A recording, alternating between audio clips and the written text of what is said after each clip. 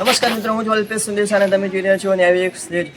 મિત્રો, આજે જૂના ડીસા ગામે વહેલી સવારથી જે બહેનોની લાઈનો લાગી છે વડલાની પૂજા કરવા માટે. એટલે કે આજે વડ સાવિત્રીનું વ્રત છે. વડ સાવિત્રીના વ્રતમાં કહેવાય છે કે એમાં સુખી દાંપત્ય જીવન થાય અને બધું સુખ શાંતિ રહે એ માટે કરવામાં આવે છે. આજે વહેલી સવારથી જૂના ડીસા ગામે આવેલ કુટિયા મંદિરે વડલો આવેલો છે. ત્યાં વહેલી સવારથી મોટી સંખ્યામાં આખા ગામમાંથી બહેનો ઉમટી પડી છે વડલાની પૂજા કરવા.